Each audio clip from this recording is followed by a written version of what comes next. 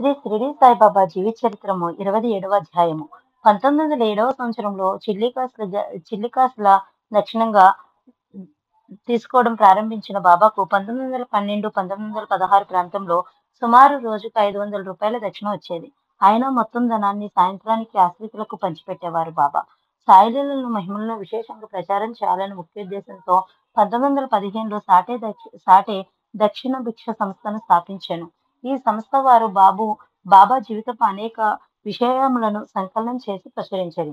బాబా గయాయాత్ర కాకా సాహెబ్ తన కుమారుని ఉపనయనం నాగపూర్లో చేయ నిశ్చయించను. ఇంచుమించు అదే సమయంలో నానా చందర్కర్ పెద్ద కుమారుని వివాహము గ్వాలియర్ చేయుటకు నిశ్చయమైనది.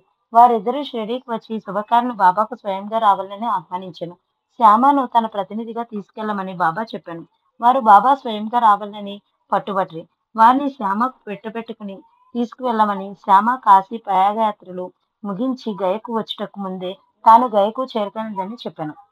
దేవుడకు బాబా ప్రతినిధిగా శ్యామ నాగపూర్లో ఉపనయనం వెళ్ళెను. అక్కడి నుంచి గ్వాలియర్ పెళ్లికి వెళ్ళెను. ఆ తర్వాత కాశీ అయోధ్యలు చూసుకుని 3వ నెలలో గయకు చేరును. గయలో ప్లేగు కలదని విని భయపడను. గయలో పండ ఇంట్లో బస చేశాను.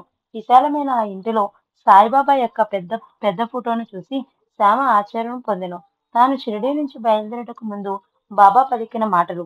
శ్యామ కాశీ ప్రయాగయాత్రలు ముగించి గయకు వచ్చుటకు ముందుగానే నేను గయకు చేరదను అన్న మాటలు గుర్తు తెచ్చుకుని ఆనంద బాష్పంలో రాల్చెను. ఆ తర్వాత 12 ఏళ్ల కిందట తన బాబా దర్శనంకు షిరిడీ వెళ్ళినప్పుడు శ్యామ అను భక్తుడు ఆ పటం నిచ్చినని పండ చెప్పగా శ్యామకు కూడా ఆ విషయం జ్ఞప్తికి వచ్చెను. ఆనాటి సామయ్య ఈనాడు తన అతిథిగా ఉన్నందున పండా కూడా ఎంతో సంతోషించెను. సప్నేకర్ దంపతులు. సప్నేకర్ అక్కల్కోట నివాసి. ఇతడు న్యాయవాది విద్య చదివే రోజుల్లో సేవడయ్యను.